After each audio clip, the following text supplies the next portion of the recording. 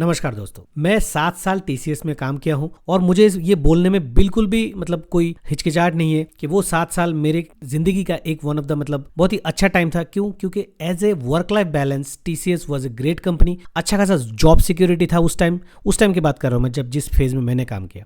मगर रिसेंटली पिछले 1 साल से जिस तरीके का न्यूज़ आ रहा है टीसीएस से, जिस तरीके का लेऑफ्स के न्यूज़ और रेजिग्नेशन के न्यूज़, अलग अलग तरीके के रूल्स का चेंज का न्यूज़, बेंच पॉलिसी चेंज का न्यूज़, वर्क फ्रॉम ऑफिस का न्यूज़, इससे मैं कंप्लीटली शॉक्ड हो गया हूँ। क्योंकि मैं जिस टीसीएस में काम करता था और करंट सिनेरियो में जो टीसीएस की बात मैं सुन रहा हूँ, उन दोनों में ज़मीन आसमान का फ़र्क है।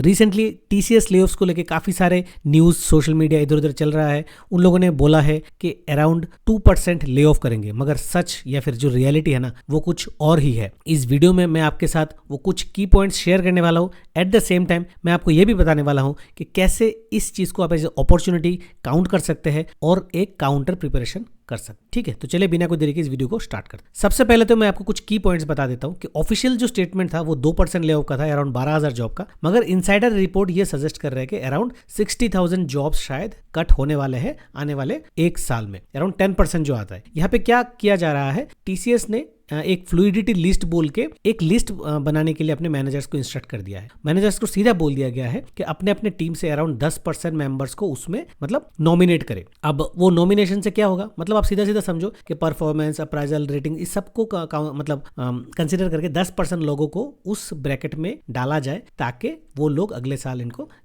ले ऑफ के टारगेट में रख सकते हैं। Employees list included low performers, those requesting project और location change, employees disagreeing with the management, even mid level and experience staff. तो अब यहाँ पे साफ साफ देख सकते हो कि एम्प्लॉइज को टारगेट करने के लिए यहाँ पे डिफरेंट टाइप के कैटेगरीज चूज किया जा रहा है और जो भी लोग इनमें फिट हो रहा है ना, वो उस फ्लूइडिटी लिस्ट में डाला जाएगा, जिसको फर्दर और एनालाइज करके इनका शायद आने वाले दिनों में ले ऑफ्स भी हो सकते हैं। अब इसके पीछे का क्या रीजन हो सकता है? डेफिनेटली हम सबको पता है कि आईटी में बहुत ज्यादा वॉलेटिलिटी चल रहा है। एआई, एमएल, क्लाउड, इसके चलते बुरी तरह से जो आईटी इंडस्ट्री है वो हिल चुका है। और इंडिया का जो आईटी इंडस्ट्री है, स्पेशली जो इंडियन कंपनीज है, टीसीएस, इन्फोसिस, विप्रो, एचसीएल, ये सारे के सारे कंपनी सर्विस पे, यूएस के जो कंपनीज का सर्विस है उस पे डिपेंडेंट है। अब यहाँ पे कॉन्ट्रैक्ट्स रिन्यू हो नहीं रहे हैं, तो कंपनीज जो है अपने प्रॉफिट्स को इंटैक्ट रखने के लिए, प्रॉफिट्स को बरकरार रखने के लिए, बैलेंस शीट को इंप्रूव करने के लिए यहाँ पे शायद हेडकाउंट को रिड्यूस कर रहे हैं। कॉस्ट कटिंग का एक बहुत बड़ा सा स्टेप यही होता है कि हेडकाउंट रिड्यूस किया जाए, और इसी के चलते इस तरीके का मेजर्स यहाँ पे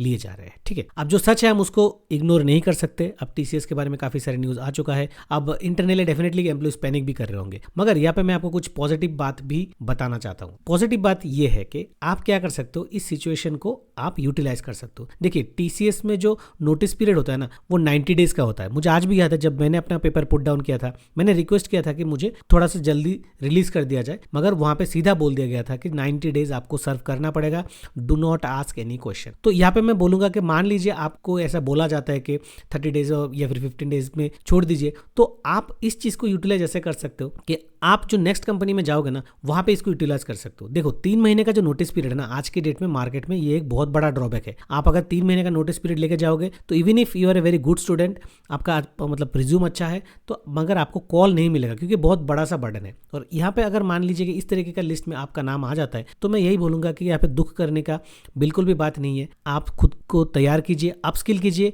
और ये जो एक एडवांटेज है, जो नोटिस पीरियड में आप नहीं रहोगे, या फिर मान लीजिए आपको लेड ऑफ कर ही दिया गया है, तो फिलहाल तो आप इमीडिएट ज्वाइन कर सकते हो। तो इसको एज ए पॉजिटिव एडवांटेज लेके आप डेफिनेटली आगे चल सकते हो। ठीक है, तो कंपनीज क्या करेगी इसके ऊपर हमारा कोई कंट्रोल नहीं है। क्या हमारा नाम इस लिस्ट में आएगा, इसमें भी हमारा कोई कंट्रोल नहीं है। हम जो कर सकते हैं कि हम हमारा प्रिपरेशन को सही रख सकते हैं, पढ़ाई कर सकते हैं, जो फ्यूचरिस्टिक जो स्किल सेट है आईटी में आने वाले दिनों में, जो फ्यूचर स्किल जो काम में आएंगे, उनको सीख सकते हैं और फिर फ्यूचर के लिए हम रेडी हो सकते हैं। देखिए, इंडियन आईटी इंडस्ट्री के बारे में फिलहाल तो काफी सारे नेगेटिव न्यूज चल रहा है, पर मेरा जो मानना है वो अगले 1-2 साल में और भी ज्यादा वास्ट होने वाला है। कैसे? अगर आप डेटा उठा के देखो तो आपको पता चलेगा कि ऑफिस कंजम्पशन जो है हैदराबाद, बेंगलुरु, पुणे, नोएडा, गुड़गांव, वहाँ पे ऑफिस कंजम्पशन, ऑफिस का जो नंबर ऑफ ऑफिस है वो कॉन्स्टेंटली बढ़ ही रहे हैं। बाहर की कंपनीज इंडिया में जीसीसीज ओपन कर रहे हैं जगह जगह पे। बेंगलुरु के पास एक फ्यूचर जो एआई सिटी को डिक्लेयर कर दिया गया है।